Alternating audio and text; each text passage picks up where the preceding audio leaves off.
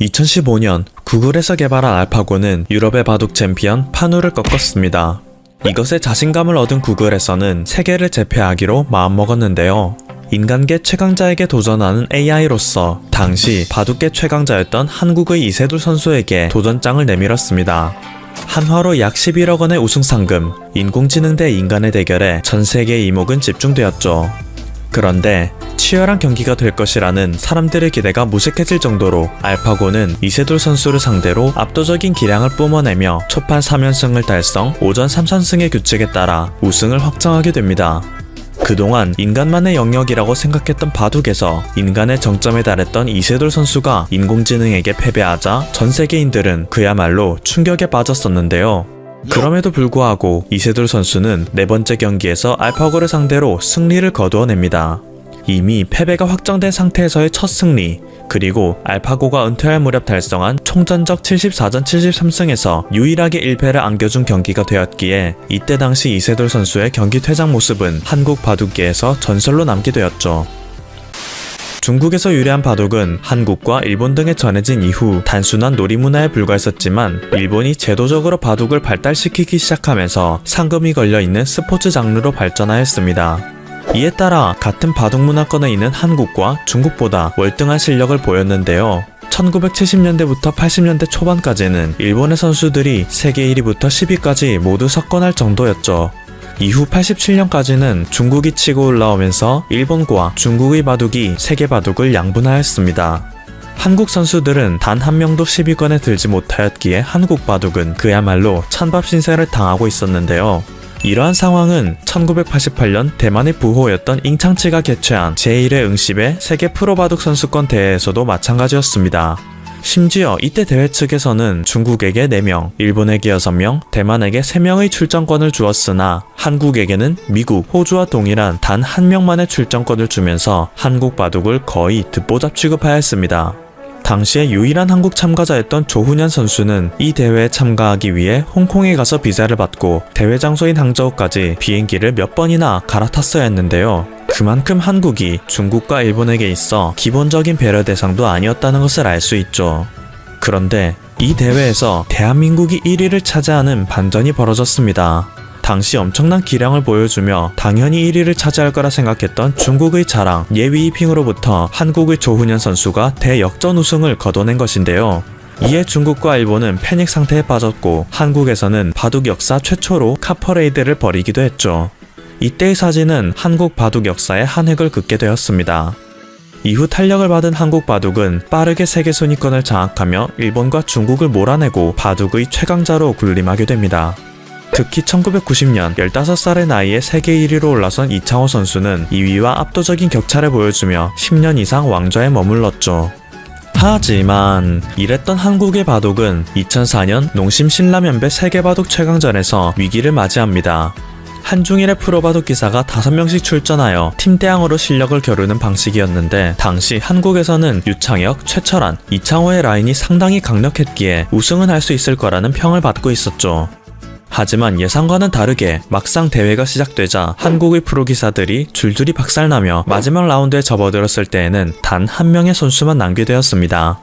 세계 1위의 이창호 선수만 남은 것인데요. 일본에서는 2선수, 중국에서는 3선수가 남아있었기에 이창호 선수가 마지막 라운드에서 우승을 하기 위해서는 무려 5명의 선수를 연달아 이겨야 하는 말도 안 되는 상황이 되어버린 것입니다. 때문에 당시 중국의 언론에서는 세계 1위 이창호를 박살낸다며 기사를 도배했었고 이창호가 우승할 확률은 3%도 안 된다며 조롱했었죠.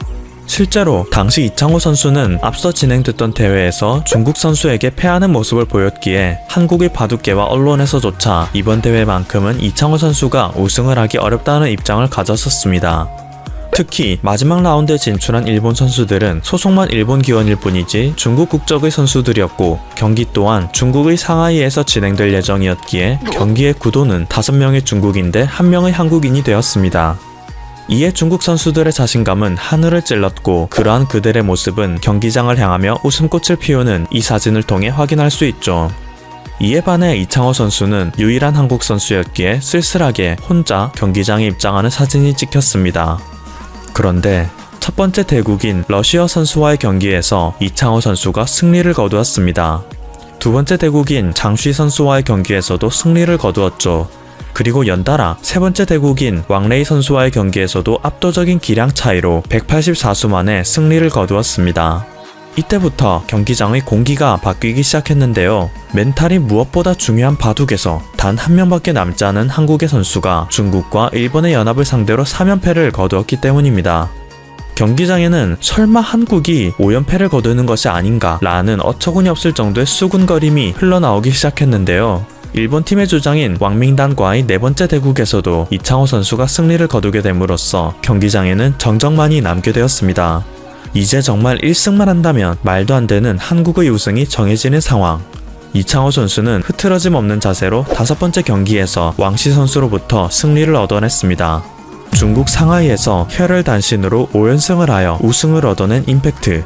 이로 인해 이 사건은 상하이 대첩으로 역사에 남게 되었고 중국에서는 이창호 선수를 바둑의 신이라며 숭배하였습니다. 이 말도 안 되는 한국의 대역전극은 앞서 촬영된 이창호 선수의 복도씬을 전설적인 사진으로 남게 하였고 10여 년 후 방영된 한국 드라마 응답하라 1988에서는 이 사건을 오마주하기도 했죠. 이후 세계바둑은 한국과 중국이 제패하는 구도를 이어갔고 현대바둑의 종주국이라고 불리는 일본은 빛을 잃어갔습니다. 상하이 대첩에서도 볼 수 있듯이 일본은 중국인 실력자를 일본 소속으로 만들어 동아시아 바둑 3국의 위치를 간신히 유지해왔죠. 사실 그 전에 일본 바둑이 세계 1위를 차지할 때에도 전세계 랭킹 1위였던 선수는 한국 국적의 조치훈 선수였는데요. 어릴 때 일본으로 유학가서 일본 기원에 소속이 되었던 조치훈 선수는 11세에 프로기사가 되고 20세에 첫 타이틀을 따내며 일본 바둑계를 놀라게 했었고 당시 일본 바둑의 최강자였던 후지사와를 상대로 후지사와 선생님의 타이틀이 이걸로 마지막이 될 걸 생각하니 안구에 쓰나미가 몰려옵니다 라는 역대급 멘트를 날리며 승리를 거둬 일본 바둑의 전설이 되었죠. 현 시대에는 일본 선수들이 어릴 때 바둑을 배우기 위해 한국으로 유학을 오는데요. 일본에서 100년에 한 번 나올까 말까 하는 신동이라며 극찬을 받는 바둑 신동 나카무라 스미레가 한국에서 유학을 하다가 2018년 한국의 어린이 명인전에서 이주영 어린이에게 16강에서 패하면서 눈물을 보인 사건도 유명합니다. 하지만 2019년 현 시점에서 한국은 전세계 10위권에서 단 2명만 이름을 올릴 정도이고 한국으로 유학으로 왔던 일본인들조차 기량을 키우고 나면 지원이 탄탄한 자국으로 돌아가 활동할 정도로 한때 빛났던 한국 바둑의 명성은 발해가고 있는데요. 바둑에 대한 관심이 점점 떨어짐으로써 선수의 수가 줄어들고 있고 대회와 기원에 대한 후원도 줄어들고 있기 때문입니다. 2016년 이세돌 선수와 알파고의 경기로 인해 바둑에 대한 관심이 반짝 상승하기는 했었지만 그것에 따른 지원이 미비하여 그 관심은 다시 식어가고 있죠. 최근에는 이세돌 선수가 한국의 바둑 AI인 한돌과의 경기를 은퇴 경기로 삼음으로써 다시 바둑에 대한 관심이 늘어나기도 했는데요. 이것이 한때 세계 바둑을 제패했던 대한민국의 바둑에게 르네상스를 불러일으킬 수 있는 계기가 되길 바랍니다. 지금까지 퍼플튜브였습니다. 여러분의 구독과 좋아요 그리고 알림 설정은 컨텐츠 제작에 큰 힘이 됩니다. 감사합니다. 이전 영상에서 일본이 한국에 대한 보복의 방법으로 일본이 권리를 가진 종자를 어느 나라에 재배할 수 있는지, 종자를 수출한다면 목적지가 어디인지 규제를 하겠다는 법을 만들었다는 소식을 살펴보았습니다. 샤인머스켓이나 한일 딸기 대전으로 열이받은 일본이 화이트리스트에서 한국을 제외하고 반도체 핵심 소재에 대한 수출 규제를 한 것처럼 한국에 대한 종자 공격을 할 수도 있다는 것인데요. 그런데 일제시대에는 세계 역사를 바꾸어버릴 정도로 어마어마한 가치를 가진 식물의 권리를 빼앗겨버린 일도 있었는데요. 보통 노벨 평화상은 반전운동가나 인권운동가, 전쟁을 종식하는 데 기여한 국가 지도자 등이 수상을 하지요. 그런데 만약 농부가 노벨 평화상을 수상한 적이 있다고 하면 믿으시겠습니까? 그 주인공은 바로 농학자이자 스스로를 영원한 농부라고 말하는 미국의 노먼 볼러그 박사입니다. 볼러그 박사는 기아 해결을 위한 자선단체에서 육종 연구를 하며 주로 개발도상국의 식량작물의 수확량 증진 활동을 했었는데, 그는 병충해에 강하고 수확량이 많은 밀, 소노라 육사를 개발해 1960년대에 세계 식량 문제 해결에 크게 기여한 공로로 1970년 노벨 평화상을 수상하였고, 2007년에는 미국 의회가 자국 시민에게 주는 최고영예의 골드 메달을 수상하기도 했습니다. 볼러그 박사는 획기적인 수확량의 밀품종을 개발하여 녹색혁명의 아버지라고도 불리는데, 그의 녹색혁명 덕분에 1960년과 1990년 사이에 세계 식량 생산량은 2배 이상 늘어났으며 특히 인도와 아프리카, 서남아시아 등에서는 곡물 생산량이 4배 이상 늘어나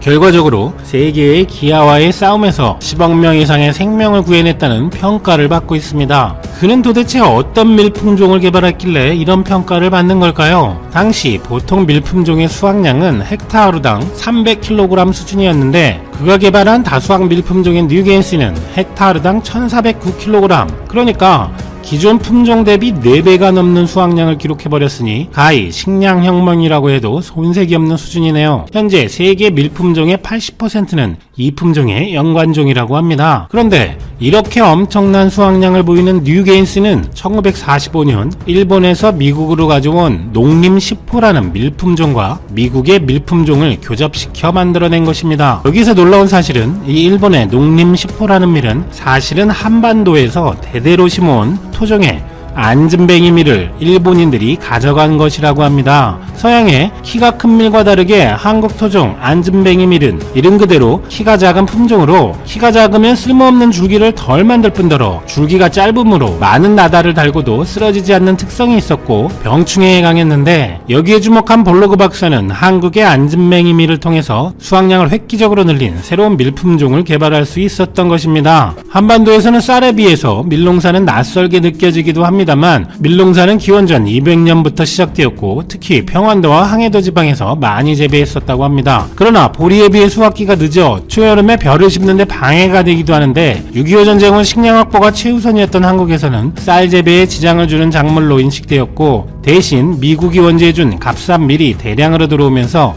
밀 재배는 더욱 줄어서 현재 한국의 밀 자급률은 1% 정도라고 합니다. 최근 세계에서는 식량의 자원화와 무기화 현상까지 나타나고 있습니다만 정작 세계를 기하에서 구한 밀품종의 원산지인 한국의 밀농산화 품종은 고사 직전인 현실은 아이러니하게 느껴지기도 합니다.